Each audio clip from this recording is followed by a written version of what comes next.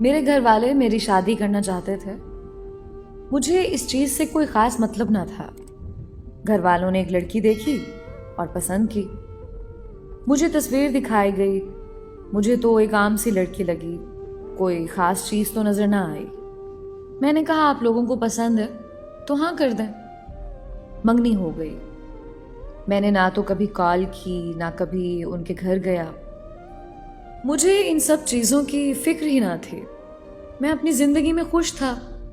اچھا کما لیتا تھا, اپنا کام تھا, اوپر فلیٹ تھا, باہر سے کھانا کھاتا اور سو جاتا. پورا دن نیچے کام پر گزارتا تھا.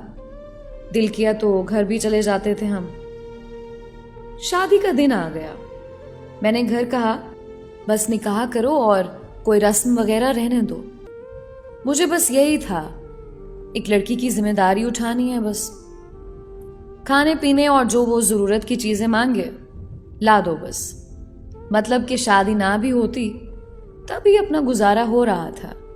شادی ہو بھی جائے تو فرق تو آنا نہیں تھا. شادی ہوئی, لڑکی کو گھر لے آئے. باقی وہ جو رسم وغیرہ ہوتی ہے یہ تو سب گھر والوں کی ہوتی ہے. رخصتی وغیرہ کے بعد میں گھر آ گیا. خیر میں نے کہیں پڑھا تھا شادی کے 2 نفل ادا کرنے ہوتے ہیں. میں نے وہ بھی ادا کر لیے اور اسی بہانے عشاء کی نماز بھی پڑھ لی. ویسے کبھی دل میں آیا تو نماز پڑھ لی, نہیں تو نہ صحیح.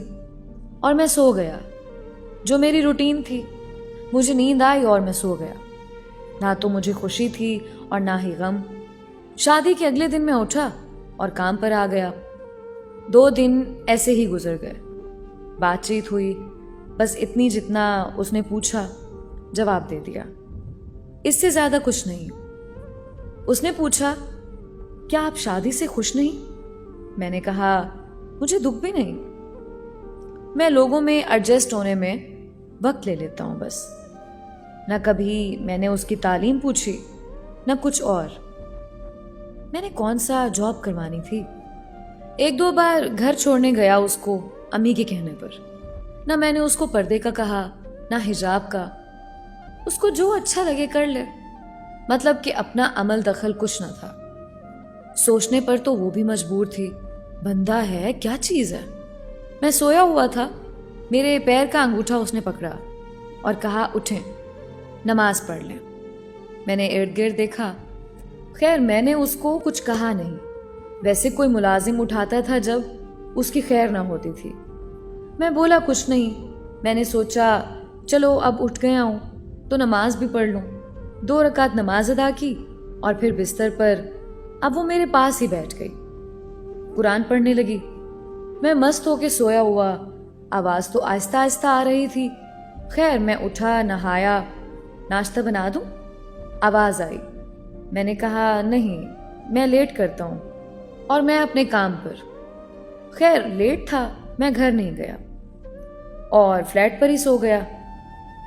اگلے دن میں گھر گیا تو امی نے کلاس لی کہ گھر کیوں نہیں آیا, اب تیری شادی ہو گئی ہے, جتنا مرضی لیٹ ہو جائے گھر آنا ہے.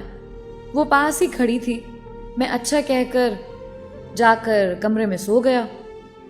تھوڑی دیر کے بعد وہ بھی کمرے میں آ گئی. میں نے پوچھا امی سے تم نے کہا؟ اس نے کہا میں نے تو امی کو نہیں کہا. اگلی صبح اس نے پھر مجھے اٹھا دیا اور خود جائے نماز پر کھڑی, نماز ادا کی نیت باندھی ہوئی تھی. اب بندہ اس کو کیا کہے. خیر ہم نے بھی شرم و شرمی وضو کر کے نماز ادا کر ہی لی.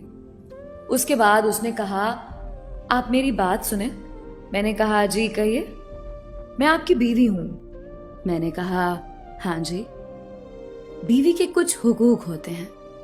میں نے کہا پتہ ہے. اس کے بعد وہ قرآن پڑھنے لگی. میں خاموش اپنے موبائل پر لگا رہا. اگلی رات وہ شرارتیں کرنے لگی اور جیسے تیسے اس کے حقوق ادا کیے یا اس نے اپنے حقوق لے لیے. وہ لڑکی آہستہ آہستہ میری زندگی میں انوالو ہونے لگی. خیر اپنے بھی مزے ہونے لگے. ہر چیز تیار ملنے لگے. کپڑے, جوتے وغیرہ ہر چیز اپنی جگہ پر ملتی, کہیں بھی پھینک دو. نماز پڑھنے لگا تھا اب. मतलब जिंदगी अब बेहतर हुई थी। उसके आने से काफी घुल मिल गए थे हम। उसने कुरान पढ़ा तो मेरा सर उसकी गोद में होता। आवाज प्यारी थी, अक्सर सो भी जाता। जब तक मैं खुद ना उठता वो जगाती नहीं, कुरान पढ़ती रहती। अब मैं काम पर अक्सर लेट भी होने लगा। उसकी गोद में सर रख के सोने का मजा ही अलग था। एक बात और, घर से काम पर जाते वक्त मैंने ऐसे ही उसको आवाज दी और उसका माथा चूम लिया। शाम को घर आया तो रंग रूप ही बदला हुआ। इतना खुश बंदा मैंने देखा ही नहीं। मैंने सोचा ये तो काम ही बड़ा सस्ता है। अब हर रोज माथा चूम कर जाता। वो कहीं भी मसरूफ हो, घर के कामों में, उसने कोई ना कोई बहाना करके कमरे में आना ताकि मैं उसका माथा चूम सकूं। नरम लहजा, कमाल की गुफ्तगू, कमाल की मोहब्बत, पसंद के खाने, सुकून की नींद। जिंदगी मुकम्मल हो गई। जिंदगी में लोग कैसे खामोशी से दाखिल होते हैं और आप पर हुक्मरानी करने लगते हैं। क्या जुर्रत हमारी जो इनकार कर सके उन्हें। कई बार तो दिल निकाल कर देने को भी दिल किया। खामोश मोहब्बत बहुत प्यारी होती है। मोहब्बत अल्फाजों की नहीं, एहसास की होती है। मोहब्बत का ताल्लुक इज्जत से है। औरत को एहसास दो, तुम मेरी हो, वो रूह तक दे देती है। उस पर भी आपका हक होता है। औरत मर्द के लिए सुकून है।